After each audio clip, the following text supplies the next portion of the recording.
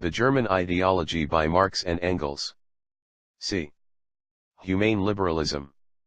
After St. Max has interpreted liberalism and communism as imperfect modes of existence of philosophical man, and thereby also of modern German philosophy in general, which he was justified in doing, since in Germany not only liberalism but communism as well was given a petty bourgeois and at the same time high-flown ideological form. After this, it is easy for him to depict the latest forms of German philosophy, what he has called humane liberalism, as perfect liberalism and communism. And, at the same time, as criticism of both of them. With the aid of this holy construction we now get the following three delightful transformations, cf. also the economy of the Old Testament. 1. The individual is not man, therefore he is of no value. Absence of personal will, ordinance whose name will be named, masterless political liberalism, which we have already dealt with above. 2. The individual has nothing human, therefore no validity attaches to mine and thine or property, propertyless communism, which we have also already dealt with. 3. In criticism the individual should give place to man, now found for the first time, godless equal identity of masterless and propertyless humane liberalism, pages 180-81. In a more detailed exposition of this last negative unity, the unshakable orthodoxy of Jacques reaches the following climax, p. 189. The egoism of property loses its last possession if even the words my God become meaningless. 4. A grand 4. God only exists if he has at heart the salvation of each individual, just as the latter seeks his salvation in God. According to this, the French bourgeois would only lose his last property if the word adieu were banished from the language. In complete accord with the preceding construction, property in God, holy property in heaven, the property of fantasy, the fantasy of property, are here declared to be supreme property and the last sheet anchor of property. From these three illusions about liberalism, communism and German philosophy, he now concocts his new and, thanks be to the holy, this time the last transition to the ego. Before following him in this, let us once more glance at his last arduous life struggle with humane liberalism. After our worthy Sancho in his new role of Caballero Andante knight-errant, and in fact as Caballero de la Tristissima Figura, knight of the most rueful countenance, has traversed the whole of history, everywhere battling and blowing down spirits and spectres, dragons and ostriches, satyrs and hobgoblins, wild beasts of the desert and vultures, bitterns and hedgehogs, cf. Isaiah 34, 11, 14, how happy he must now be, after his wanderings through all these different lands, to come at last to his island of Bharat Arya 74, to the land as such, where man goes about in purus naturalibus, in the pure natural state. Let us once more recall his great thesis, the dogma imposed on him, on which his whole construction of history rests, to the effect that the truths which arise from the concept of man are revered as revelations of precisely this concept and regarded as holy. The revelations of this holy concept, even with the abolition of many a truth manifested by means of this concept, are not deprived of their holiness, p. 51. We need hardly repeat what we have already proved to our holy author in respect of all his examples, namely, that empirical relations, created by real people in their real intercourse and not at all by the holy concept of man, are afterwards interpreted, portrayed, imagined, consolidated and justified by people as a revelation of the concept man. One may also recall his hierarchy. And now on to humane liberalism. On page 44, where St. Max in brief contrasts Feuerbach's theological view with our view, at first nothing but phrases are advanced against Feuerbach. As we already saw in regard to the manufacture of spirits, where Stirner places his stomach among the stars, the third Dioscuros, a patron saint and protector against seasickness 75, because he and his stomach are different names for totally different things, p. 42, so, here, too, essence Wesen appears first of all as an existing thing, and so it is now said, p. 44. The Supreme Being is, indeed, the essence of man, but precisely because it is his essence, and not man himself, it makes absolutely no difference whether we see this essence outside man and perceive it as God, or find it in man and call it the essence of man or man. I am neither God nor man, neither the Supreme Being nor my essence, and, therefore, in the main, it makes no difference whether I think of this essence as inside me or outside me.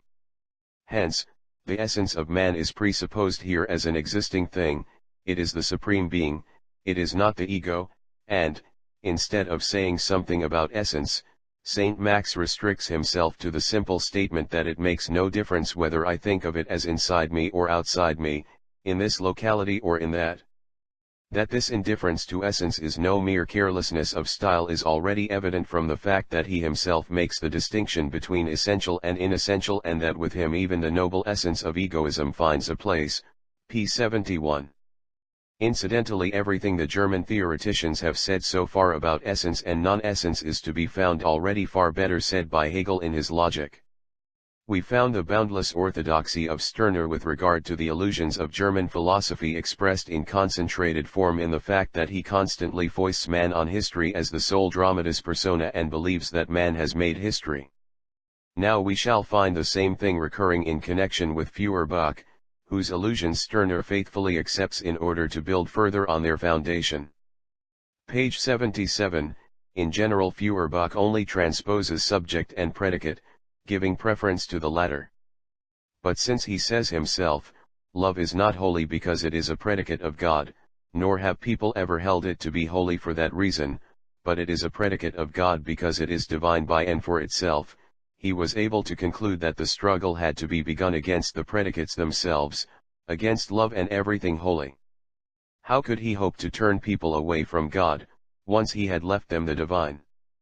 And if, as Feuerbach says, the main thing for people has never been God, but only his predicates, he could after all have allowed them to keep this tinsel, since the puppet, the real kernel, still remained. Since, therefore, Feuerbach himself says this, it is reason enough for Jacques Le Bonhomme to believe him that people have esteemed love because it is divine by and for itself. If precisely the opposite of what Feuerbach says took place, and we make bold to say this, Wigand, p. 157, if neither God nor his predicates have ever been the main thing for people, if this itself is only a religious illusion of German theory, it means that the very same thing has happened to our Sancho as happened to him before in Cervantes, when 4 stumps were put under his saddle while he slept and his ass was led away from under him. Criticism of religion. Relying on these statements of Feuerbach, Sancho starts a battle which was likewise already anticipated by Cervantes in the 19th chapter, where the ingenioso Hidalgo fights against the predicates, the mummers, while they are carrying the corpse of the world to the grave, and who, entangled in their robes and shrouds, are unable to move, and so make it easy for our Hidalgo to overturn them with his lance and give them a thorough thrashing. The last attempt to exploit further the criticism of religion as an independent sphere, a criticism which has been flogged to the point of exhaustion, to remain within the premises of German theory and yet to appear to be going beyond them, and to cook from this bone, gnawed away to the last fibers, a thin Rumford beggar's broth. 76. For the book, this last attempt consisted in attacking material relations, not in their actual form, and not even in the form of the mundane illusions of those who are practically involved in the present-day world, but in the heavenly extract of their mundane form as predicates, as emanations from God, as angels. Thus, the heavenly kingdom was now repopulate and abundant new material created for the old method of exploitation of this heavenly kingdom. Thus, the struggle against religious illusions, against God, was again substituted for the real struggle. Saint Bruno, who earns his bread by theology, in his arduous life struggle against substance makes the same attempt pro eris et foci for home and hearth as a theologian to go beyond the limits of theology. His substance is nothing but the predicates of God united under one name, with the exception of personality, which he reserves for himself. These predicates of God are again nothing but deified names for the ideas of people about their definite, empirical relations, ideas which subsequently they hypocritically retain because of practical considerations. With the theoretical equipment inherited from Hegel, it is, of course, not possible even to understand the empirical, material attitude of these people. Owing to the fact that Feuerbach showed the religious world as an illusion of the earthly world, a world which in his writing appears merely as a phrase, German theory too was confronted with the question which he left unanswered: how did it come about that people got these illusions into their heads? Even for the German theoreticians this question paved the way to the materialistic view of the world, a view which is not without premises, but which empirically observes the actual material premises as such, and for that reason is, for the first time, actually a critical view of the world. This path was already indicated in the Deutsch-Französische Jahrbucher in the Einleitung zur Kritik der Hegelschen Reichsphilosophie and zur Judenfrage.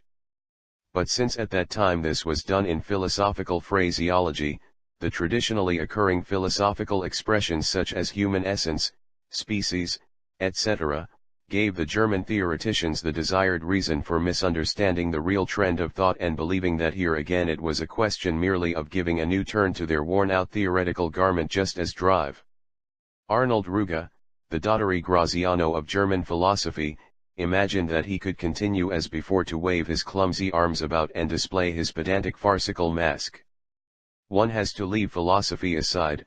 Wigand, p. 187, cf. Hess, Die letzten Philosophen, p. 8, one has to leap out of it and devote oneself like an ordinary man to the study of actuality, for which there exists also an enormous amount of literary material, unknown, of course, to the philosophers. When, after that, one again encounters people like Krummacher or Stirner, one finds that one has long ago left them behind and below. Philosophy and the study of the actual world have the same relation to one another as onanism and sexual love. Saint Sancho, who in spite of his absence of thought, which was noted by us patiently and by him emphatically, remains within the world of pure thoughts, can, of course, save himself from it only by means of a moral postulate, the Postulate of Thoughtlessness, p. 196 of the book. He is a bourgeois who saves himself in the face of commerce by the Bankroutkosten, 77, whereby, of course, he becomes not a proletarian, but an impecunious, bankrupt bourgeois. He does not become a man of the world, but a bankrupt philosopher without thoughts. The predicates of God handed down from Feuerbach as real forces over people, as hierarchs, are the monstrosity which is substituted for the empirical world and which Stirner finds in existence. So heavily does Stirner's entire peculiarity depend merely on prompting. If Stirner, see also p. 63, reproaches Feuerbach for reaching no result because he turns the predicate into the subject and vice versa, he himself is far less capable of arriving at anything, for he faithfully accepts these Feuerbachian predicates, transformed into subjects, as real personalities ruling the world. He faithfully accepts these phrases about relations as actual relations, attaching the predicate wholly to them, transforming this predicate into a subject, the wholly, i.e., doing exactly the same as that for which he reproaches Feuerbach. And so, after he has thus completely got rid of the definite content that was the matter at issue, he begins his struggle, i.e., his antipathy against this wholly, which, of course, always remains the same. Feuerbach has still the consciousness that for him it is only a matter of destroying an illusion, and it is this with which Saint Max reproaches him, p. 77 of the book, although Feuerbach still attaches much too great importance to the struggle against this illusion. In Stirner even this consciousness has all gone. He actually believes in the domination of the abstract ideas of ideology in the modern world. He believes that in his struggle against predicates, against concepts, he is no longer attacking an illusion, but the real forces that rule the world. Hence his manner of turning everything upside down, hence the immense credulity with which he takes at their face value all the sanctimonious illusions, all the hypocritical asseverations of the bourgeoisie.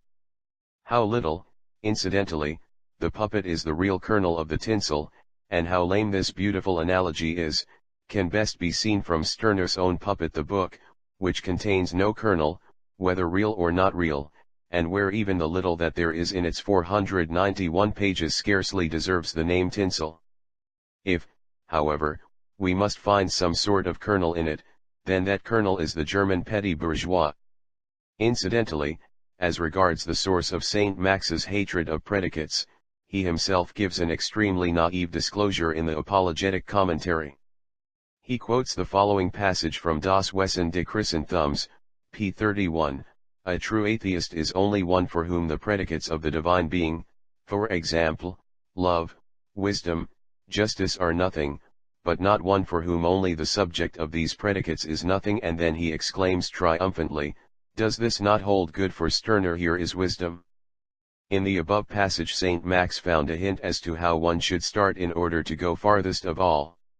He believes Feuerbach that the above passage reveals the essence of the true atheist, and lets Feuerbach set him the task of becoming a true atheist. The unique is the true atheist.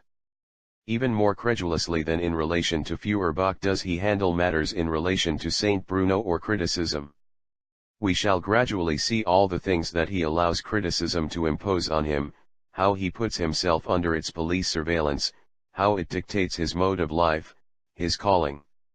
For the time being it suffices to mention as an example of his faith in criticism that on page 186 he treats criticism and the mass as two persons fighting against each other and striving to free themselves from egoism, and on page 187 he accepts both for what they give themselves out to be.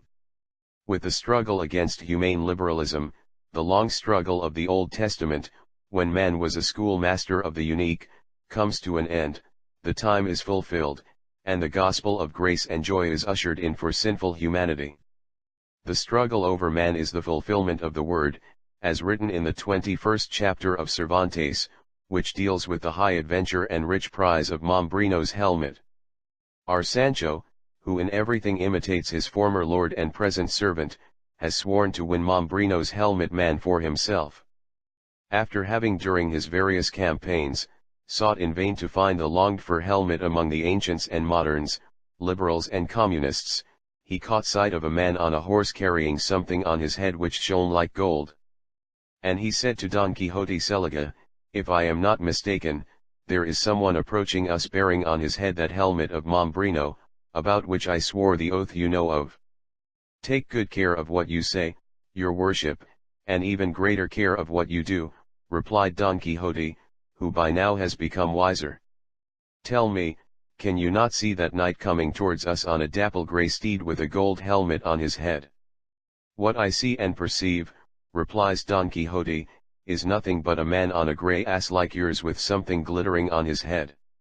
"Why, that is Mambrino's helmet," says Sancho.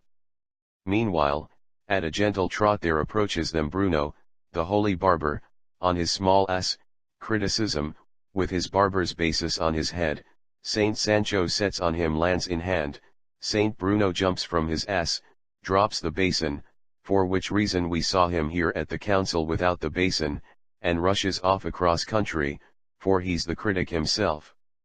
Saint Sancho with great joy picks up the helmet of Mambrino, and to Don Quixote's remark that it looks exactly like a barber's basin he replies, "This famous, enchanted helmet, which has become ghostly, undoubtedly fell into the hands of a man who was unable to appreciate its worth, and so he melted down one half of it and hammered out the other half in such a way that, as you say, it appears to be a barber's basin.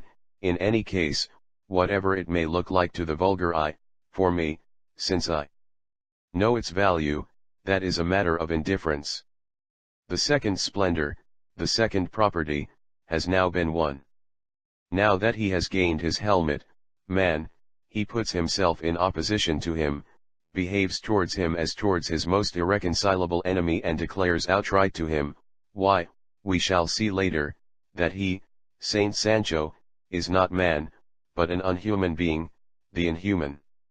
In the guise of this inhuman, he now moves to Sierra Morena, in order to prepare himself by acts of penitence for the splendor of the New Testament. There he strips himself stark naked, p. 184, in order to achieve his peculiarity and surpass what his predecessor in Cervantes does in chapter 25. And hurriedly stripping off his breeches, he stood in his skin and his shirt. And then, without more ado, he took 2 goat leaps into the air burning head over heels, thereby revealing such things as caused his trusty armor-bearer to turn Rosinante aside, so as not to see them. The inhuman far surpasses its mundane prototype. It resolutely turns its back on itself and thus also turns away from the disquieting critic, and leaves him behind. The inhuman then enters into an argument with criticism that has been left behind.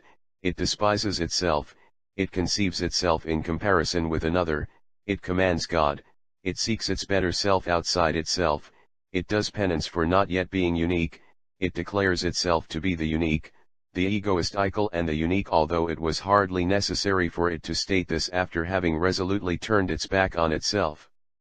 The inhuman has accomplished all this by its own efforts, see Pfister, Geschichte der Tugend, and now, purified and triumphant, it rides on its ass into the kingdom of the unique. End of the Old Testament.